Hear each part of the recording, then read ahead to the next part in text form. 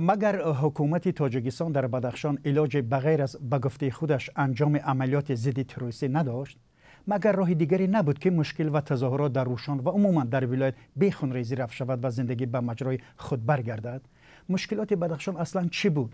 وجود گروه‌های سرکش و جنایتکاری و یا مشکلات اقتصادی و اجتماعی؟ این موضوع برنامه امروزه گپ آزاد و مهمانان ما سیف الله سفروف سابق معاون رئیس مرکز تحقیقات استراتژی نزد پرزیدنت تاجیکستان و مهدی صابر کارشناس مستقل. خوش آمدید به برنامه و در ابتدا اجازه دهید یک پارچه از صحبت رئیس جمهور امام علی رحمان را ببینیم که گفت بغیر از عملیات نظامی دیگر علاج برای حل مسئله نداشتند. مرحمت. درشان خدا شاهد هستی. رئیس نایه را لغو کردند. معاون رئیس نایه میباشد زنی تاجیک دختری تاجیک زدن مشکتی. آیا مرد به زن مش میبردارد؟ دیگر معاونا را وای کردند و ببینید وقتی که کلان را گذاشتند در تیرپاران کرد 13 نفر کارمندان امنیت را یارادار کردند، یک کس تلف شد. دیگر علاج دیگر نبود. ما میدونستیم که همین چیزا اونا یراق اصلی همه این چیزا رو ماستا رو میترکاندن در روشان کوپروکا رو میترکاندن. ما امر دادم که ببینید تا حد امکان یراق به دستا را بی‌ضرر گردید یا که دستگیر کنید. خب این پارچه نوار ویدیویی را که در تلویزیون بدخشان پخش شد دیدیم. جناب سیف الله سفروف، در حقیقت مگر حکومت دیگر علاج بغیر از انجام عملیات نداشت یا راههای آسایشته حل مسئله در اینجا وجود داشت؟ به نظرم پرزیدنت جمهوری تاجیکستان بسیار دقیق و عمیق وضعیت را شرح داد. یعنی با مقابل قواهای حکومتی که باید از همین جا میگذشتند، یکم راه رو بستند، دوم پروندند و یک نفر تلف شد و 13 نفر دیگر موافق همین معلومات یارادار کرده شد. پس دیگر چی علاج میماند برای حکومت؟ وقتی که در 6 منطقه در بالای سر همون حاکمیت دولتی موقع‌های جنگی تشکیل میکنند و غیره و کذا. لیکن من در این موضوع صحبت کردنی نیستم. همه همین سخنهای پرزیدنت رو 100% دستگیری میکنم و مدامی که پرزیدنت میگوید که دیگر علاج نبود، پس دیگر علاج نبود. اما شما همچون کارشناسی که چون این حادثه ها را استدلال چون این حادثه ها رو ما در دیگر جایها هم دیدگی هستیم که دیگر علاج نمیماند، چون که در مقابل آدمان یراقناک ایستادند، آدمان خوفناک ایستادند، آدمان تیار شده برای یک عملیات ایستادند. در این حالت حکومت دیگر علاج ندارد. این در دوشنبه ما دیدگی هستیم. تشکر. یعنی که شما هم به این فکر هستید که در اینجا هیچ علاج نبود. به نظر شما مهدی صابر واقعا علاج دیگر، راه دیگری وجود نداشت که بیخونریزی مسئله حل شود، خصوصا بیخونریزی افراد ملکی؟ اول سلام و درود به همه همگران عزیز. سلام و درود به استاد سفروف. ما یک ادبیاتی بسیار بای و رنگین داریم که سراسر از همون پند و نصیحت است، میگن که خون را به خون میشوند یا که برادر به پیش برادر به جنگ نباید دگر باشد، داشت نمونند. و من باوری دارم که اگر میخواستند راهبران، میخواستند نفران متصدی همین مسئله ها رو به جنگ با راه‌های دیگر حل کردن ممکن بود. این برای گفتشی نبود. اگر برای گفتشی نمیشد میتونستن با همین واسطه مثلا آهسته آهسته همین گروه ها رو بازداشت کنن و به یک جنگ و تیرپرانی و به مردم رو ناآرام کردن آوردن نرساند. همین خیلی امکانیت بود، لیکن من فکر میکنم برای مردم ما اصلا بیشتر این همون صلح صلاح هست، گفتگوزار است. تشکر زیاد. جناب سفروف، همونطوری که مهدی صابر گفتن، آیا مقامات انتظامی قدرتی تاجیکستان نمیتوانستند که با استفاده از گروه‌های جاسوسی این افرادی که تحت نظر بودن آنها را از بین بردارند، به قبل خودشون خنثی کنند و مسئله را با راه دیگر حل میکردند؟ شما به این چی میگویید؟ من هم دستگیری میکنم این موقع رو که میشود چنین کار کرد، لیکن ببینید که خیلی که یک همین در یک مقاله شطور خواجه نوشته بود، بعضا خیشتباری و به هم نزدیکی و یکدیگر را دستگیری کردن گروه ها به آن آورده میرساند که عموما موقع حکومت تنگ کرده می شود. حکومت را عموما اعتراف نمی کنند، احترام نمی کنند و خودشون هر کدامشون یک گروه تشکیل می کنند.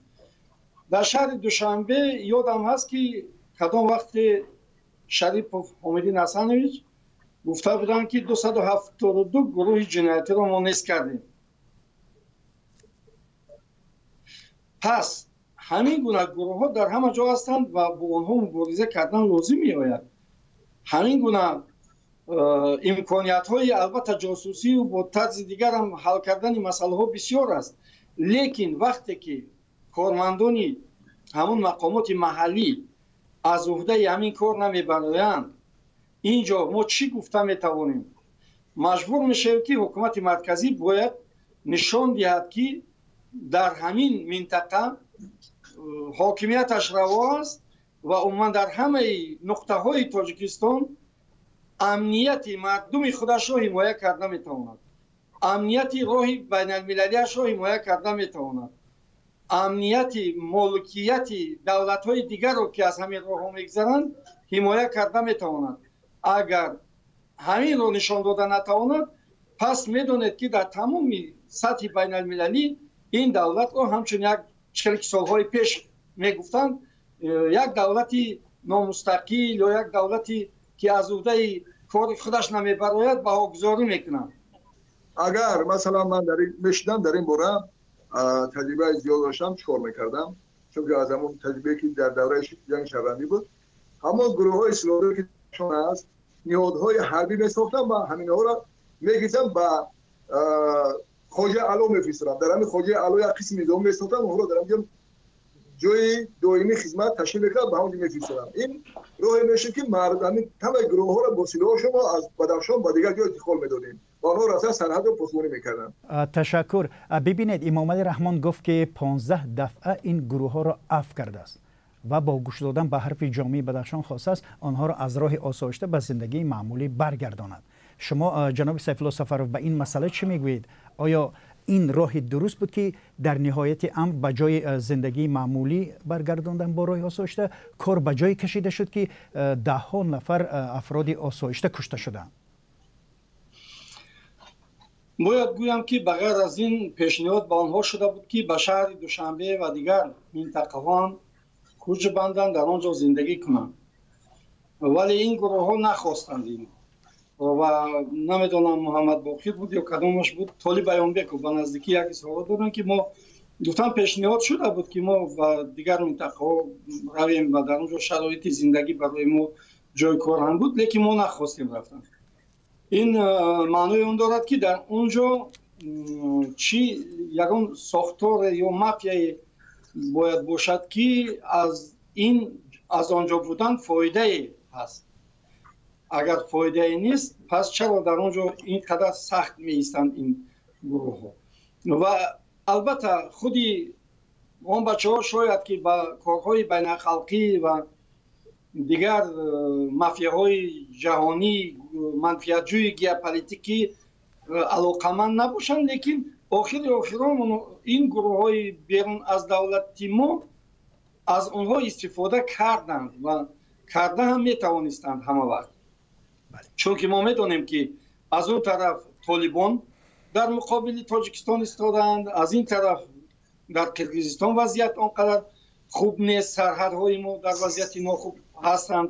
از این سبب بینید که عموما موقع بدخشان خیلی موقعی از لحاظ گیوپولیتیکی، از لحاظ سرحدی، از لحاظ عموما حربی استراتژی خیلی ضعیف است، خیلی آسیب پذیر است، ببین بهتر است.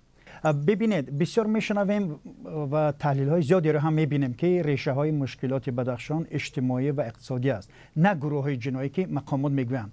چون با وجود تمام ثروت‌های طبیعی و مردم تحصیل دیده، بدخشان همچنان یکی از فقیرترین ولایت‌های تاجیکستان باقی میماند. پس به این مسئله چطور ما میتونیم از کدوم دیدگاه میتونیم نزدیک شویم؟ جناب سفرov شما چه میگویید؟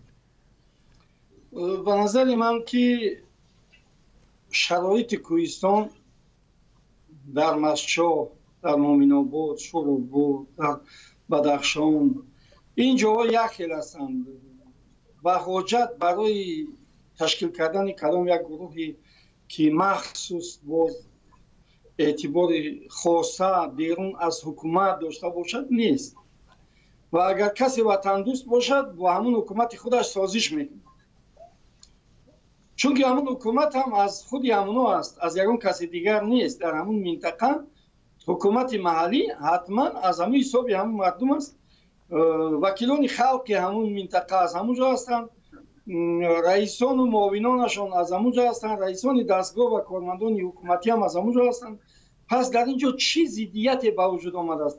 چی عاملی هست که منفعت های حکومت رو با بعضی از گروه ها به هم ضد میکنند؟ ما باید همین رو یابیم، باید که همین خودی حاکمان محلی نسبت به همین مردم راه حل مسئله رو جستجو کرده یابند و با حکومت مرکزی پیشنهاد نمایند که چیکار کردن لازم است. آنچه که مهدی گفت درست میگه، میشد که اینها رو مثلا با سرحدات دیگر ناحیه ها فرستاد و در اون جایها شرایط معینی زندگی کرد. مردم بدخشان اصلا وطن دوست هستند و اونها می توانستند که خود در اصفهان، خود در ناحیه 5، خود در اون جای دیگر به حضور سرحد دولتی ما را حمایت کنند. همون گروه هایی که بسیار خودشان را مثلا خونشان می جوشد، بچهای کوهستان خونشان گرم است، با قوت هستند، اونها همون قوه جسمانی و عقلی خودشان را برای حمایت سرحد وطن اگر صرف میکردن البته بهتر بود. جناب سفر، ولی به هر حال شما به سوال ما جواب ندادید. یعنی مشکل اصلی اینجا وجود جنایتکارا هست یا که مسئله اجتماعی است؟ چون که این بار اول نیست، بار چهارم پنجم است که همین گونه عملیات در بدخشان انجام داده می شود. به این مسئله چی میگوید شما؟ البته گفتم که زمینه های اجتماعی هم دارد. همین گونه وضعیت ها را ما در دیگر ناحیه ها هم احساس میکنیم که یعنی که در جایی که زندگی مشکل است و مردمی که روسیه نمیخواهند رفتن و میخواهند در وطن خودشان ایستند، اونها البته با همین گروه های معینی محلی متحد میشوند. اون که ما اونها را جنایتکار میگیم این مسئله دیگر است، چون که اونها اکنون در نزد سود اثبات می شود که آیا در حقیقت آنها جنایتکار هستند یا نیستند. جناب مهدی صابر، شما به حرفای سیف الله سفرو راضی هستید؟ یعنی ریشه های مشکلات بدخشان اصلا مشکل اجتماعی و اقتصادی است یا که این وجود گروه های جنایی؟ شما چی میگوید به این مسئله؟ بله استاد سیف الله سفرو خیلی خوب خیلی کردن. همه نارامی های بدخشان ریشه در مسئله اجتماعی دارند، در مسئله سیاسی دارند و بیشتر این مسئله اجتماعی است. تصور کنید که در یک شرایط دشوار کوهستان بدخشان انکشاف اهالی خیلی هم زیاد است. برای فراگیریدن به تعلیم و جای کار و دانشگاه ها امکانیت ها نه همه به همه مساوی است.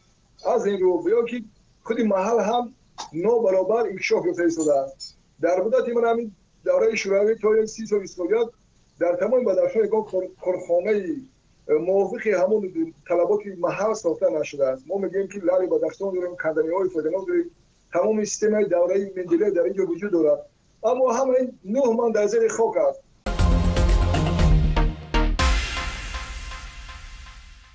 اینکه در روشن راه را بستن یک راه بین المللی است که مال و کالای زیادی از چین از طریق آن میگذرد و مطبوعات این رو هم تصدیق کرد و گفت که چین هم میتوانست در سرکوب این تظاهرات مردم دست داشته باشد و این گونه سوالگذاری پیش آمد که آیا واقعا در این تظاهرات چین هم دست دارد؟ جناب سفر شما چی میگوید؟ در این تظاهرات یعنی که منظورم سرکوب تظاهرات است، یعنی در سرکوب تظاهرات چین دست دارد؟ دست داشت؟ نه، چین یگان وعده دست ندارد و روسیه هم دست ندارد، لیکن در حالت بد شدن وضعیت هم چین و هم روسیه از نقطه نظر منفعت های خودشان میتوانند که اشتراک کنند مین بعد، لیکن امروز نه و دولت تاجیکستان خودش از عهده همه آن وظیفه هایی که در نزد او خلق تاجیکستان گذاشته است میبراید. برای همین ما به هیچ کسی دیگر مراجعت نمیکنیم و حاجت به این هم نیست. فقط باید که مردم بدخشان دانند که همین ضدیت‌هایی که در اونجا با وجود میآیند، همین راه محکم کنی ها، اندیشه‌های دیگر آدمان بیرونی هستند، اونهایی هستند که زیاد شدن تأثیر چینی ها در تاجیکستان است. این علاقه با همه اکسپرت ها معلوم است. جناب مهدی صابر، شما به همین سوال چه میگویید؟ برای همه عملیاتی که در بدخشان به عمل آمد، اینجا دو سناریو است. سناریو یکی که چرا مثلا تا این وقت این گروه ها رو سرکوب نکردن، لیکن یک بار این گروه ها رو سرکوب کردن. پیش از همه اگر به یاد بیارید، نه کسی که آدمی حربی است جنگ رو میفهمد، برای اون که یک گروه فعالیت کرد تا برای اخیبا در خورد. تا سال 2001 بینه که در حدود تاجیکستان گروه گوناگون جنایتی تروریستی فعالیت میکردن و برای اونها مثلا گروه عبدالله کمانگری، عبدالله رحیموف، گروه مثلا منصور ماکلوف، گروه رحمان سنگین، گروه علاءالدین دولتوف، گروه شیخ ابراهیم، همین گروه بودن که تا سال 2045 بود، تا سال 2010 تا 2015 سلاح میموند که در زمین میموندن و اونها فعالیت جنگی داشتن. از آن سال بود که تا سال 2001 در افغانستان گروه طالبان فعالیت میکردن و اون اخیبای اونها بودن و اونها با واسطه راههای گوناگون رفت آمد داشتن، سلاح و مهمات میگرفتن و از سال 2001 با آمدن نیروهای ناتو و امریکا این گروه ها سرکوب کرده شدن و با همین فعالیتی گروه های تروریستی در تاجیکستان قطع گردید و همه این گروه ها رو با آسانی حکومت تروریستی سرکوب کردند و اخیرا گروه عبدالله رحیم و گروه علاءالدین دولتوف که در سال 2011 سرکوب کرده شدند. اکنون بینه که من از ماه سپتامبر سال 2021 اعضای طالبان در افغانستان فعال شدند، غلبه کردند و سراسر افغانستان رو به دست گرفتند. این با اون اول که در حدودهای در داخل تاجیکستان گروه‌های انصارالله و دیگر گروه‌های حرکت اسلامی ازبکستان اینا چیکار خود دارن، از اون وقت می‌پویسن برای از نو به دست سلاح گرفتن، از نو با جنگ کردن یک امکانات فراهم آمد و برای حکومت تاجیکستان در چنین شرایط در داخل گروه‌های جنایت‌ها لازم نیست. تشکر زیاد و حالا به پایان برنامه میرسیم و از هر دوی شما میخوام پرسم که حکومت چی کار باید کند تا دیگر بزرگترین ولایت تاجیکستان از نظر مساحت دیگر ناآرام نشود. جناب سیف الله صفر، از شما شروع میکنیم برنامه. من به صفت یک استاد دانشگاه هستم و همچون استاد دانشگاه آزادانه صحبت میکنم. موقع منم از میتواند که از موقع همه دیگر آدمان فرق کند، چون اندیشه های خودم است و خودم فکر میکنم و فکر میکنم که بدخشان را احتیاط باید کرد از همه لحاظ. در اونجا یگان امکانیتی با وجود آمدن گروه های جنایتکار را اجازه دادن در کار نیست، چون که مردم به همین هم شرایط زندگیشان بد است و ما نباید که به سر اونها باز یک بار دیگر وظیفه خود دولت رو با سر خود مردم بدخشان بار کنیم. بینندگان عزیز، بنابر مشکلات تکنیکی و قطع شدن ارتباط در اینجا برنامه را به پایان میرسانیم. و بینندگان گرامی، مهمانان ما سیف الله صفروف، استاد دانشگاه، و مهدی صابر، کارشناس مستقل بودند. اگر پیشنهادی دارید مرحمت نویسید در وبسایت رادیو آزادی یا زیر همین برنامه در کانال ما در یوتیوب. خدا نگهدار شما و من میرزا نبی خالقزاد بودم. برنامه را پیش میبردم.